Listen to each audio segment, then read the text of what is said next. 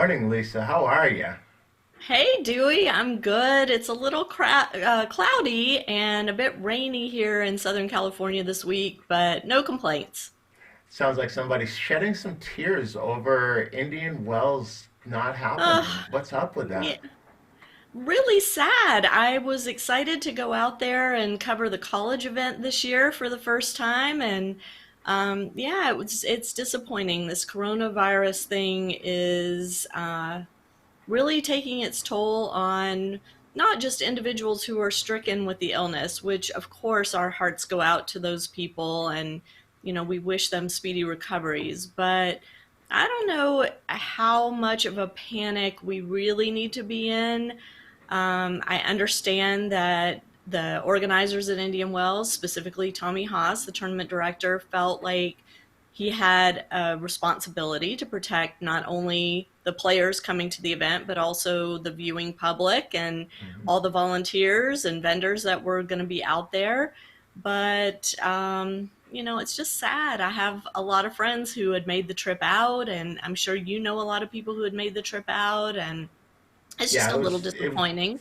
it was hard for people who had made plans and some people players that were already on site and had brought their whole teams and kind of found out over social media. And I think we're in a place where understanding how these things are going to be communicated because things are happening so rapidly, and the systems aren't necessarily in place to do a great job, and the stakeholders feel like maybe they should have been higher up on the list of people who are consulted and involved. But ultimately, I think the tournament made a decision that they felt like was best for all the people involved, and they certainly lost more money than anybody else, right? They For sure. all the For sure. preparations and setup, and they have to undoubtedly refund all the sponsorship money, and um, that facility certainly spends lots of money upgrading facilities year in and year out. So it's a tough one, and I wonder, from a tennis provider standpoint, so being part of an academy, what happens if schools get canceled here, and do we hold programming, and going to a tournament, and we go to tournaments most weekends with some level of player, and what happens when those events start being canceled, and how does that set somebody up if you just moved up to a new level and you're finally getting to play, but now you're not getting any opportunities. There's a lot to think through. We could probably have an entire show just on that if we didn't Yeah. already have a show planned, on talking about, Yeah. another one of the challenges. How do you kind of manage your own personal tennis when you're in a group situation? So I think we probably need to talk about what we know more about than coronavirus and public health and social distancing. So. Um, Absolutely. And I'm so glad you used the word communication when you were talking about what happened in Indian Wells, because, in my opinion, that's at the base of managing individual needs in a group setting. And I think that's where we jump off this week, is talking about the need for clear communication and why that's so important. And for those who have listened to the Parenting Aces podcast over the years, y'all know communication is at the core of a lot of what I talk about. And I feel like it's such an important piece of the junior development puzzle, especially communication between the coach and the player, the coach and the parent, and the parent and the player. And these communication skills are things that need to be developed over time, and for the players are skills that will translate as they grow and move out of junior tennis into college tennis, into maybe professional tennis, or into the workspace. And I think anytime we can help our children become better communicators, we are doing them a huge service. So, Dewey, what are some of the things you're seeing as someone who manages a group of players that you don't necessarily work with one on one? How do you help those players accomplish their individual needs and goals while working with them in that group setting?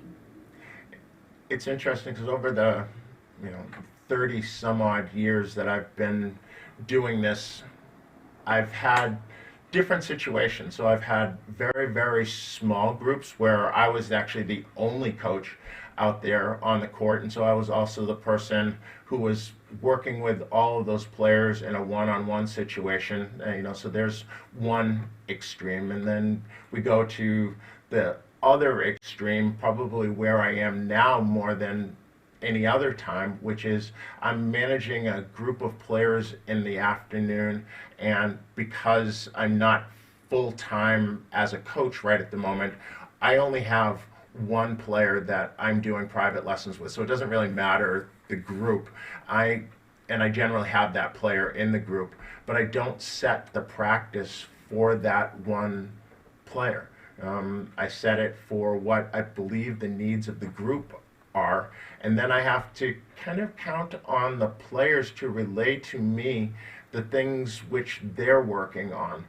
So they're very different situations, and I think the communication is a huge part, and a place where the kids now really need to step up, because I suspect most coaches get their feathers in a rustle a little bit when mom or dad calls and says, little Janie is working on da da da da da. So in practice today, can you?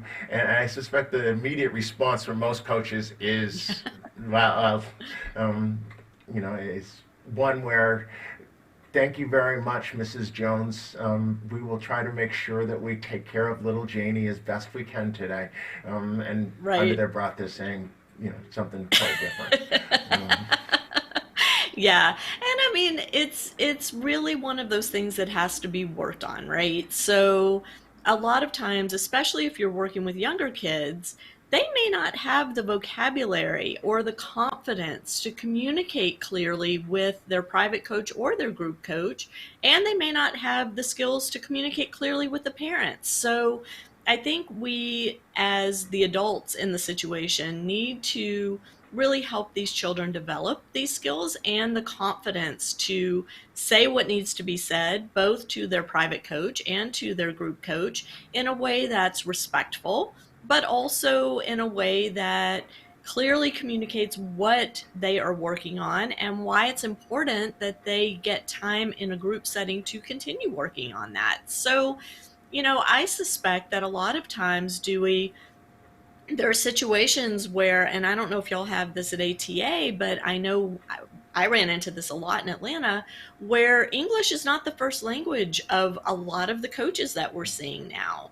And so, you have to learn how to kind of give the benefit of the doubt when communicating with someone where English is not their first language. Sorry, I'm losing my earpiece here. Go ahead. It's the wonders of live production.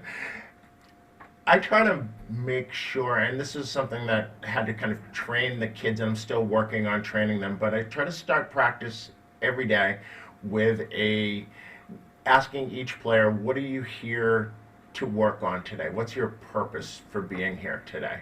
And getting them to give more detailed answers than, oh, I'm here to get better. I'm here because I want to get a college scholarship. I'm here because I want to, be in an Army commercial saying I want to be the best I can be.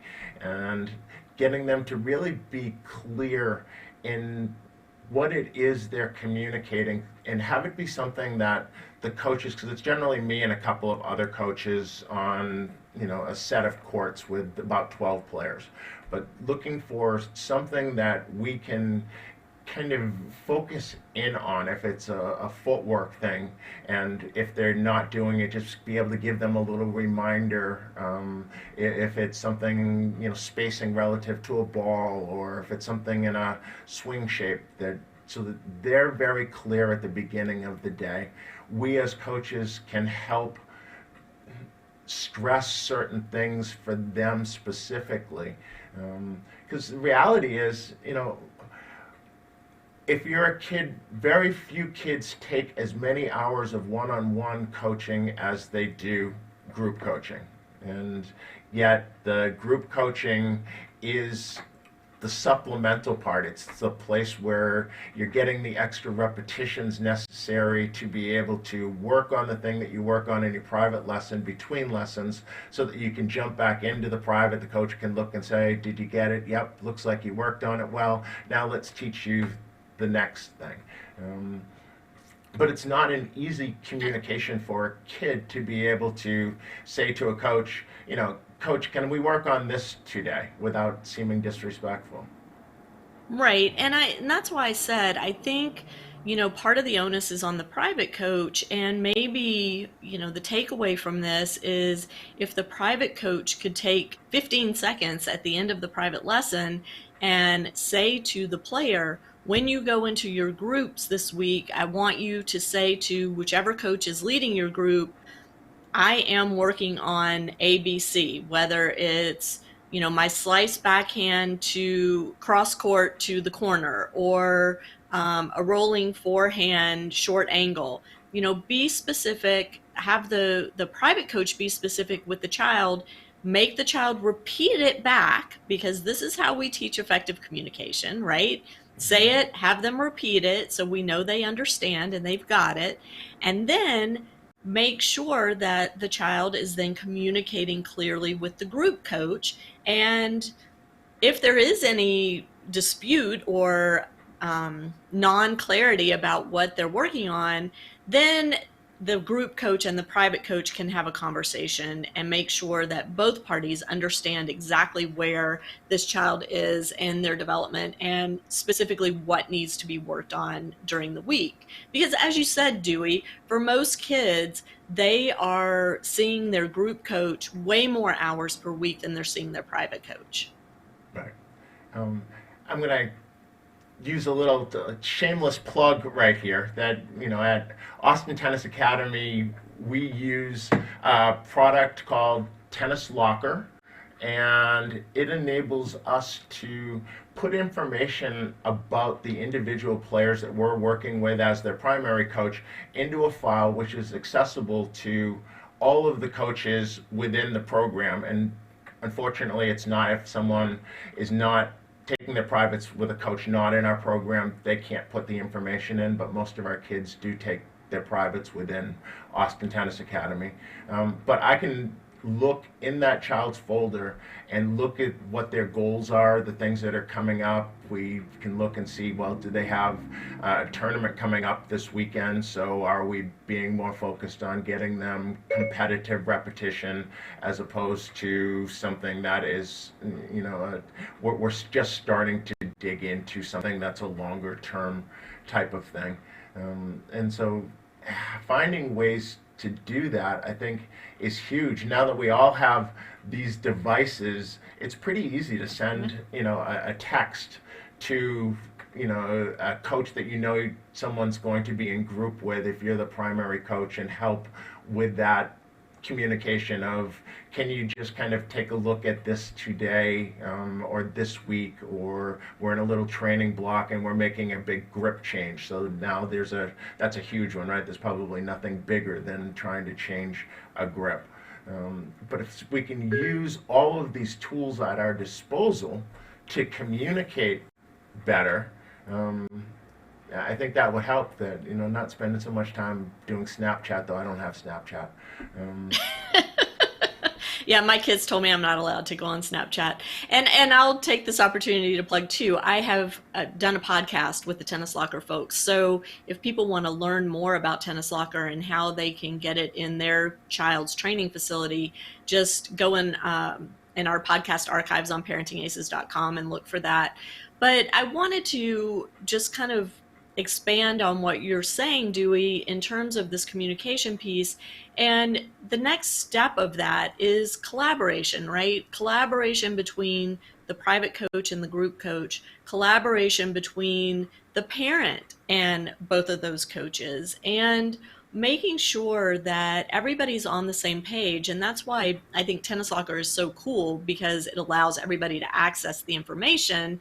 And so there's a real clarity about what a specific child is working on in a given time period, what the goals are with that, where they're headed, what their should be doing each week, what the parents should be looking for in tournament play. And that goes back to a conversation we had a couple weeks ago about, how the parent can kind of utilize the tools available during tournament matches to make sure that they stay calm and cool and collected, so that when their child looks up in the stands, they don't see a crazy person out there. But this whole notion of collaboration, I think, is really key. And I'd love to hear your thoughts, Dewey, on how the group coach can collaborate with the private coach. And I know you mentioned before we went on air that in your group of about 15 players, and you said this earlier, you only work privately with one of those. The other 14 work with a variety of coaches in the academy, and you don't have time to reach out to all those other coaches before each group session. So how do you reconcile that? Boy, isn't that the $1 million question? Because it is really difficult to make sure that when Yeah. someone starts working on something new, that becomes aware. Um, and I think if you're in a situation where you're the private coach and your child is in a program somewhere else. So there was a time when I was in Atlanta and I didn't have a group program. I taught a lot of private lessons, and then I found other good training opportunities for those kids. And it was a challenge at that point in time to send the child along. And my take to the player was actually always, okay, do the best you can with whatever the advice that is being given to you, then bring that information back and we will reconcile it on the one-on-one court of, well, is this something that fits your game? Is it something that maybe we're planning on doing in the future but we're leaving alone right now? Is it something maybe we've already tried and decided, no, this wasn't going to fit with you? And then I would try at that stage, I would try to send along information to the coaches. It was probably the early days of email, and I'm not even sure back then that there was even, no, actually, I didn't text at that point in time. So it was a matter of, a phone call to a coach in an evening saying, these are the things that whoever it is, little Johnny, is working on, and can you kind of keep an eye on it? Because I would do things where I would say, okay, for the next month, we're just working on slice backhand, so you're not allowed to hit your two-hander, no matter how bad things get. And so communicating that information to a coach, and when what we're working on is, I don't know, tacking a short ball with your two-hander up the line or something, and to know that in this situation, this one player needs an exception to that because we're maybe working on a chip charge situation, Right. was something Right. that I And the felt was parents, incumbent upon me. right. And the parents' role in all this, and I want to just say we're down to about our last 90 seconds here, but the parents' role in all of this is also to communicate clearly and well and give the player the space to take the lead in this particular instance. So if your child comes home and says, Mom, my private coach is telling me to do this, and then I get into group and they're telling me to do that, and I'm really confused and I don't understand what I'm supposed to do. I don't want to disrespect my coach, either of them. How do I handle this? I need your help. And that's where the parent needs to sit down with the child and maybe do some role playing and, talk through some scenarios and find some way of saying what needs to be said in a respectful way that the child feels comfortable saying to either the private or group coach or both of them, that accomplishes the goal of getting the child what he or she needs, right? Because that's the underlying piece of this is if we're not getting what we need, then we need to find a better way of asking for it and a more effective way of asking for it. And isn't that kind of a key to understanding the person that you're talking to, right? I could be For sure. dealing with a coach who is very much command, and we're doing what it is that I say, and it doesn't really matter what you're working on. There are those, and then there are others who are much more accommodating. And so recognizing what's going to be the reaction of this person, and how do I best present that information. And I think if kids could look at coaches like they look at parents, I think it would be much more effective, because kids are world class at figuring out which parent do I ask for which thing in which way, right? They have that figured out down to a T. So if they can kind of manipulate their coaches that same way, so that they're getting out of it what they need, and at the same time recognize that sometimes you got to go along to get along, right? Every day isn't going to be your day. If there's 10 kids or 30 kids in group and everybody's working on something different, today might not be your day that you get to do what it is that you want to be doing. Absolutely. Well, we are at the end of our 20 minutes. It goes so fast. I feel like we just never get all the way through a subject, but this was really enlightening, Duey. Thank you so much for sharing the coach's perspective, and I hope that we've given our viewers some really concrete tools to use in helping their children to understand how to get what they need, how to reconcile the individual needs in a group setting, and how to evaluate whether that's happening on a regular basis, or maybe a sit down needs to happen. So to everybody, thank you all for tuning in. This was a hard one as a parent, because it's a hard place to jump into, manipulate the season. I don't want to say manipulate, but I guess that's the word I use, so I'll stick with it. Yeah, that has a negative connotation. But to be able to get out of it what you want, it is largely a communication between the kid when they're there that day and the various coaches that are involved in that with that player. But we're always trying to give good information for parents and players, and maybe we get a few coaches that are actually here and would like to figure out without having to figure it out themselves, so learn from someone else. So another great week. This one went fast. We encourage all of you guys to add your comments on either the Parenting Aces YouTube channel or the Tennis 2020 YouTube channel. We do read your comments, we take them to heart, and we are here for you. So if there's a topic you'd like us to address, please let us know. If you have questions, please let us know that too. And we will catch you guys next time on Tennis Takeaways. Yeah, till next week. And I will be jumping into the Parenting Aces Facebook forum to kind of get some back and forth going with some people that then might want to come here. So have a great week. Sorry you don't get to go to Indian Wells. Yeah, bummer. Okay, next year. Okay. See you later.